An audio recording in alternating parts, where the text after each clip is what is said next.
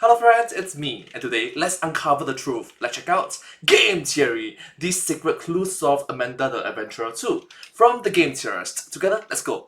Let's start. Look at this hand from Amanda the Adventurer 2's demo. Count the number of fingers. 1, 2, 3, 4, 5. That might seem pretty unsurprising, but throughout the game, we are constantly shown that Amanda doesn't have 5 fingers. She has 4. That single detail was enough to send me down a rabbit hole and revealed there was more lore in this small demo than meets the eye. Hello, Internet! Welcome to Game Theory, the show. Hello Internet, welcome to Game Theory. That'll point and click on everything to find the lore. You should get your clicker fingers ready too, because not only is there a shiny subscribe button beneath this video for you to click, wink wink, but the internet's favorite, albeit horrifying version of Dora the Explorer is back to once again vacantly stare into my soul. Who would you go see? If you're unaware, this is Amanda the Adventurer, and she is the main character for a game that was initially made as part of a game jam that blew up a couple of years ago. Since then, it was turned into a full game where we try to figure out what happened to some local missing kids in our aunt's attic using VHS tapes from an old kids TV show, Amanda the Adventurer. However, it becomes immediately clear that something is off with this show. It discusses a lot of strange subjects like rotting flesh, playing with knives, and if you don't answer how Amanda wants you to, she begins to freak out and turns into a monster that'll come and kill you. Kids TV certainly has changed since I was a kid. I'll just stick to Thomas the Tank Engine, thanks. But as you progress, you have a chance to unlock secret tapes, and by doing so, you begin to learn the truth about why this show is the way it is. Amanda was a real person, played by a girl named Rebecca. Her dad, Sam Colton, created Amanda the Adventurer and sold it to a company called Hamlin Entertainment. They were the ones who made it such a hit, but they also are the ones who made things go awry. They wanted to create an interactive show, and to do it, they tricked Rebecca into summoning a demon entity. I feel like there was an easier way to do this, but indie horror got an indie horror, I guess. Regardless, one of these demons did manifest, and now it inhabits her body. It even kept the cute pigtails. But Rebecca wasn't completely lost. No, her mind was transferred into the show. We see evidence of neurosurgical experts in the show's credits, and whenever we bring up something from Rebecca's real life, Amanda gets mad, and suddenly the demon is knocking on our door trying to hunt us down. And the hunt has begun again, because now we have a demo for the upcoming sequel where we are continuing our investigation at a local library. After picking up a couple of books with funny names. By Pew Birdie. Pew-A? Pooh Birdie? I don't get the pun on that one. What word is Matt trying to say? Pooh Birdie. Pooh Birdie. Can you say puberty? Great! You can Puberty! find the code for the cabinet scrawled inside them, and that gives you access to the first of 2 tapes this demo has to offer. They operate as expected. Click on things and type in the answers. Get them wrong, and Amanda gets mad and begins to manipulate the tapes. It once again feels very simple, but if we've learned anything from this franchise, it's that nothing is ever quite as it seems. There are secrets hiding throughout these tapes. Some of them are blink and you'll miss it moments, and others are hiding in plain sight. So grab your library cards, theorists, because we've got to hit the books to figure out what's going on in Amanda the Adventurer 2. When you boot up the game, we are met with our classic CRT with Amanda's logo on the screen. Though, if you wait long enough, you'll start to see those blink and you'll miss it moments I mentioned. The screen will begin to glitch out and occasionally reveal some new messages. Words like "let me out" plastered over the screen with a hand pressed up against the screen in the top right. According to Alright, that is scary. the game's Steam page, this would appear to be Amanda, who is, quote, doing everything to find a way to free herself. Although, notice the amount of fingers. This hand has 5 fingers. Throughout the demo, we are being shown Amanda's hand over and over again to count coins. Attention is being drawn to it, and it very distinctly only has 4 fingers, which is appropriately creepy for a demon child, but it means it doesn't match our hand on the TV. This cannot be Amanda speaking to us. At least, not literally. Instead, it's most likely meant to be showing us the real Amanda, Rebecca, the human child whose mind was forced to live out her days inside the VHS tape. We've seen Rebecca occasionally try to break through in the past. Amanda is typically bright and cheery, but when we ask her about her dad Sam, it leads to glitches and resets of the tape. The real Rebecca is coming to the surface. This is just another instance of that. She is trying to reach out to us directly for help. This message is from her. And while her trying to escape isn't anything anything groundbreaking, knowing she's the author of these messages is important because it's not the only message we get from this screen. If you keep waiting, something else will appear on the CRT, a secret code. And if you've been a fan of Amanda for a while, you'll probably recognize it as the code used in the Steam demo for the first Amanda the Adventurer. In this demo, the code appeared on the fridge behind Amanda, and it translated to pause, turn on the oven now. So by using those same symbols, we're able to decipher this new message, and it reads as follows: he tried to find me. Actually, we only knew it said he tried to find me. We didn't have a symbol for the letter F, but I think we can all agree it makes sense given the context. Regardless, who is the he she's talking about? The demon? It was hard to say, but fortunately there is another code that helps us narrow it down. On the Amanda 2 Steam page, before the demo was released, there were 4 drawings. These are clearly made by Rebecca, as they're all drawn from her perspective as Amanda. The entity is a meanie. She's trapped inside the TV with bars over the screen. She even references us as a new friend watching her tapes. All things that Amanda/Rebecca has experienced. These are her drawings, but that's not all. If you mess with the exposure, you can find those same symbols hidden in each one. Putting them together gives you the phrase, "It will find you." These messages initially seem to be about the same thing. You tried to find me, it'll find you too. The Steam page for Amanda 2 also hints that the demon is after us, and throughout the demo we can hear it crawling around the ceiling.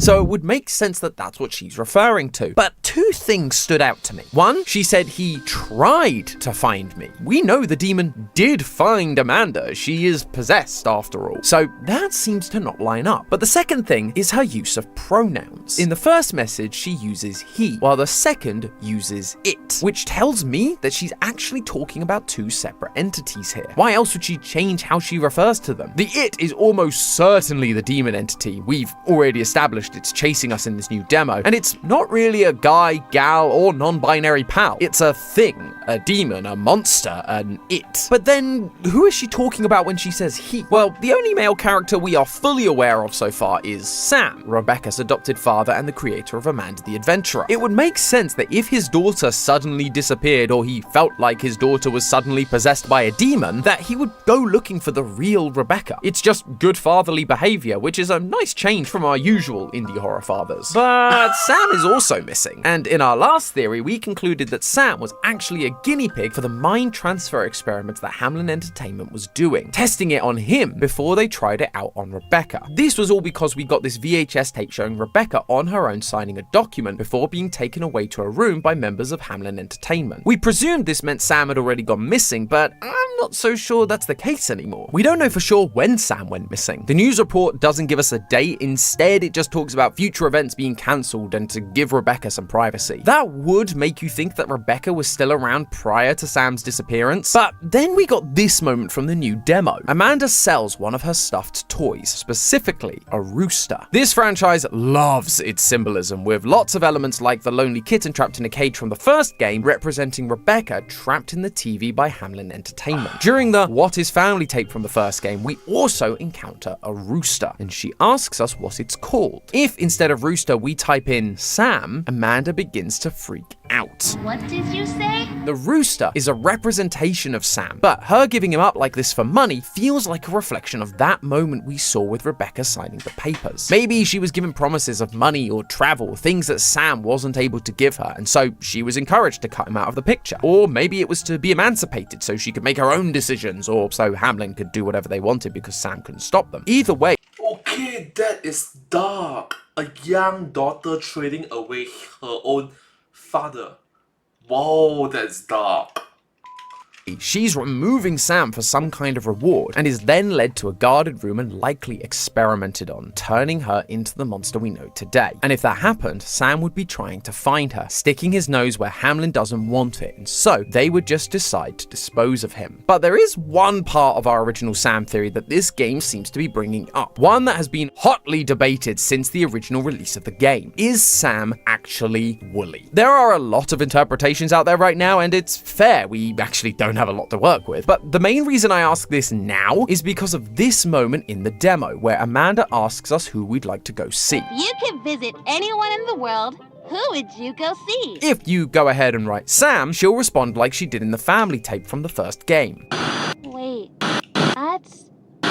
However, if you instead say Wooly, you get a very different response. Yeah, if you could find him. Those are two completely opposite responses. Surely that means they can't be the same character, and that's true if Amanda doesn't know they're the same character. And I say that because outside of this moment, the parallels between Sam and Wooly are only getting stronger. On the penultimate tape from the first game, we saw Amanda trying to do surgery on Wooly, killing him in the process on the operating table, showing that whoever Wooly is, he was operated on and turned into another character just like Rebecca was, and just like we suspect Sam to be. In this new demo, Wooly is noticeably absent. He's even missing from the logo, and when we ask Amanda about him, she just teases us about whether we can find him. Wooly is missing, and we aren't supposed to be able to locate him, which is awfully similar to what we know about Sam. He went missing at the hands of Hamlin, and no one has been able to find him yet. During the second tape in Amanda 2, which is basically just a teaser for the full game, we get this moment. There's a legend that there is a special toy hidden deep in these woods. Last time we went to the woods was in the very first demo for the game, and if you remember, in that demo we were given a Google Map view of a circle marked in those woods. We were then given a typing prompt, and the correct answer was Wooly. Wooly is what was buried in the woods. Only in that original demo, the forest he's buried in was a real forest, not an animated show forest, and there's only one other place we've seen a real forest show up in this series. During the news report about Sam's disappearance, we see police officers interviewing people next to the woods. Sam went missing and is likely buried deep in those woods, just like Wooly. This is why we get this moment in the final tape from the latest demo. It makes me think about She's looking at a dead Wooly buried in a hole in the woods. But I also suspect, based on the glitches, it's a moment where we can tell her what she's really seeing. And if we type in Sam, she'll start to make the connection. Up until now, she's not been aware of who Wooly really is. He's just a buzzkill that doesn't let her do all the twisted things she wants to do. But whenever we bring up Sam, the mask begins to fall and the real Rebecca begins to shine through, trying to remember who she really is. When she comes across Wooly in that hole, something is going to click, connecting the real-life burial site of her dad to the burial site of Wooly. And that is going to once again bring the real Rebecca to the surface. And the more we can make that happen, the better chance we are going to have of freeing her. However, while we're trying to help Amanda, it appears like we're going to be facing some opposition going forward. No, I don't mean the demonic Amanda that's in the ceiling. I'm talking about something way worse. An opossum. No, this isn't a joke. In the main demo tape, while Amanda is trying to get enough coins to visit her 3 places, she is attacked by an opossum who steals her coins away. This is clearly meant to be referencing Swiper from Dora the Explorer, a fox that would try to swipe whatever important item they had on them. Sadly, we don't get to sit here and yell at our screen, "Swiper, no swiping!" Instead, we just have to click on the opossum as he runs away, which makes sense, but, you know, I'd have been up for a new game mechanic, I'm just saying. This might just seem like a cute little reference at first, but they show up again in the second tape to attack Amanda in the bathroom. And Amanda says something interesting. How did you get? Who even are you? Go away! That line, "Who even are you?" set off my theory alarms. It makes sense for her to wonder how a pest got into her house, but wondering who they are? The only reason she'd say that is to help clue us in that they're supposed to be someone important. Plus, the types of animal characters we see in this game do seem to matter. Wooly being a sheep shows that he's just falling in line, doing what he's told by Amanda and Hamlin. So I started looking into opossums to see if there was anything I could learn that might help us figure out who this is. The first thing I remembered from my biology classes was the opossum's diet, and I promise I'm going somewhere with this. While they are omnivores, meaning they basically eat anything, they're known as opportunistic omnivores. Rather than hunting things, they will take whatever they happen to come across. And one thing that is known to include is carrion, otherwise known as rotting flesh, something we are